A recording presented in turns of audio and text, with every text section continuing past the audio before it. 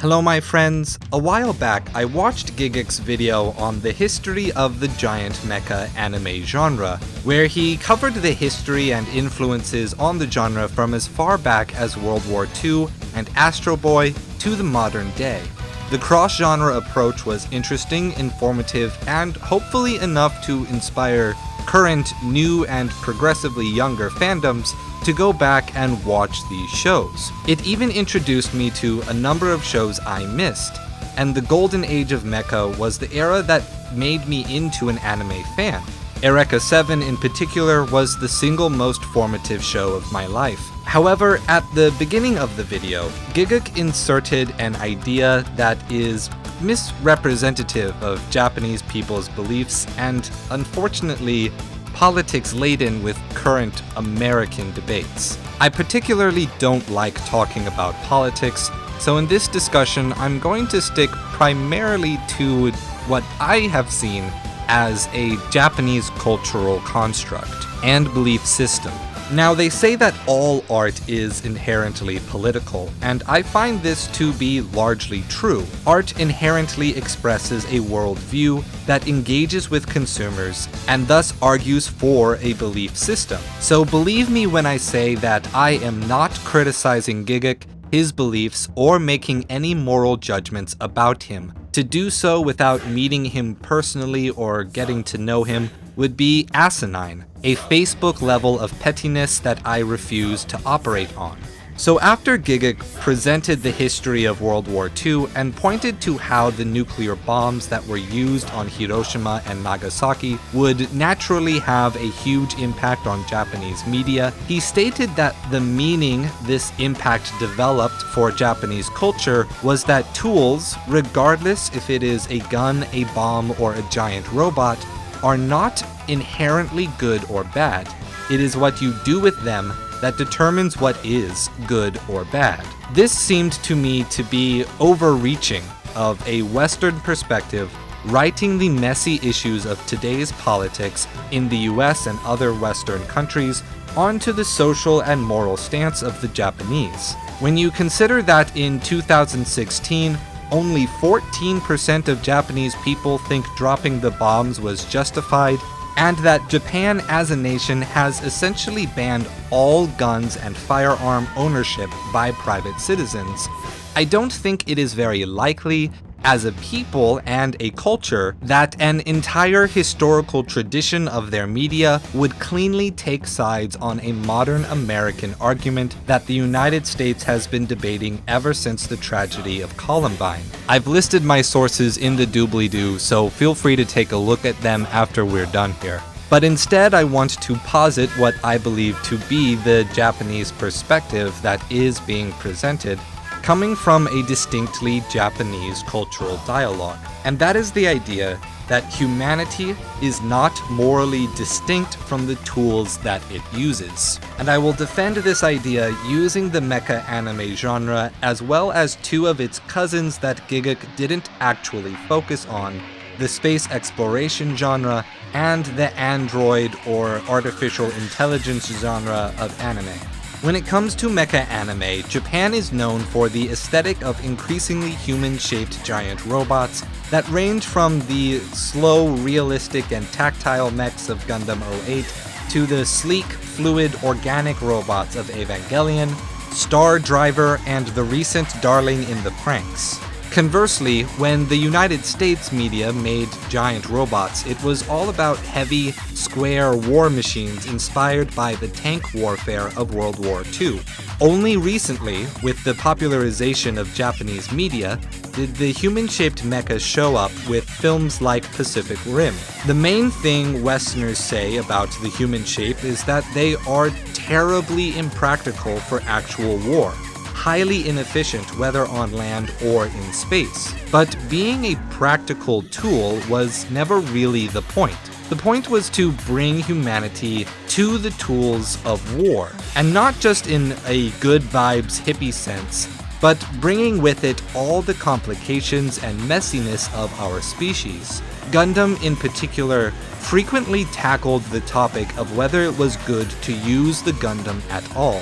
all the way to Zone of the Enders Dolores, which takes the humanity of giant robots to its logical conclusion, which is obviously turning your orbital frame into either your Emoto or your waifu.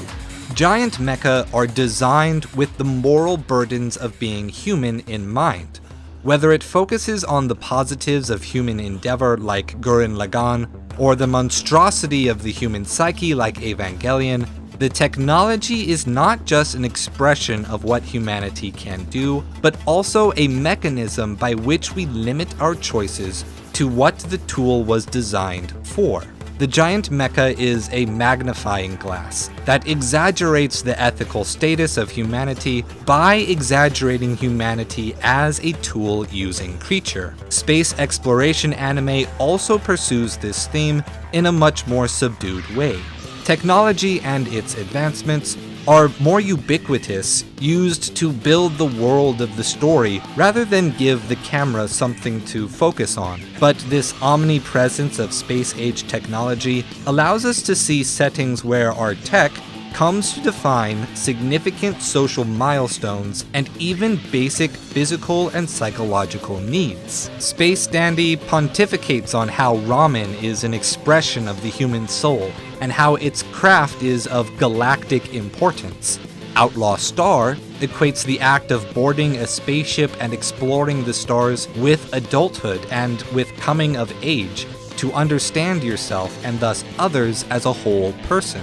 In Cowboy Bebop, episode 24, titled Hard Luck Woman, we follow the character Faye Valentine as she tries to uncover her forgotten past, while Spike and Jet go tracking down this ancient format computer from our modern age as viewers. That technology comes to play a role in revealing a small fragment of her old life, a video time capsule to herself as an adult. In this episode, forgetting old technology, forgetting our tools, is the same as forgetting ourselves.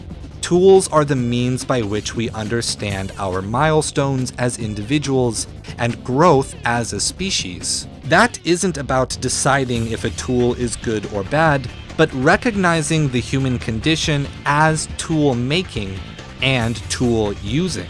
If there is anything akin to ethical reality to the human condition, then our nature as tool-using creatures must be an extension of that reality, an extension of our cognition, a part of who we are. When it comes to robotic artificial intelligence in anime and in Japanese culture en masse, there is an air of enthusiastic acceptance, from the light-hearted rom-coms of Mahoromatic and Chobits, to works like the movie Time of Eve and the recent series Beatless, which tell an active narrative of acceptance, to shows like Ghost in the Shell, which highlight the problematic elements while still settling on acceptance of the robotic future. The robotic future is generally welcomed with open arms. In the West, however, we are generally scared, depicting the artificial intelligence as our ultimate replacements, a soulless, cold emptiness of our own creation. And I think that this highlights how we think of tools, our creations, as distinct from humanity and thus amoral. In Japan, however, accepting that AI should be treated as moral entities deserving of rights and respect is nearly a given postulate at this point in time.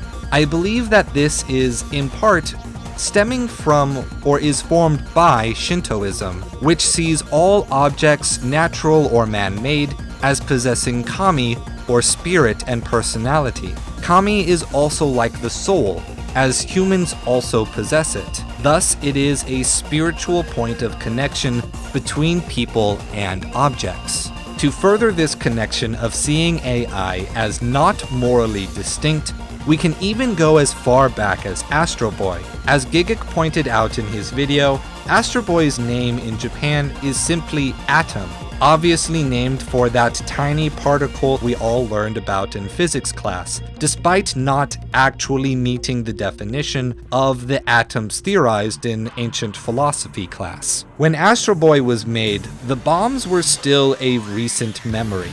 Everyone knew the atomic bomb, everyone knew about splitting atoms, and people still suffered the direct harms on a day-to-day basis. Atom was a word of suffering, but Astro Boy, the amazing Atom, was a point of social healing. Atom was the embodiment of nuclear power, given the form of a human, and presented as young and innocent. And because of his power, the show tasks Atom in each episode with becoming the moral exemplar and with coming to understand the human ethical condition.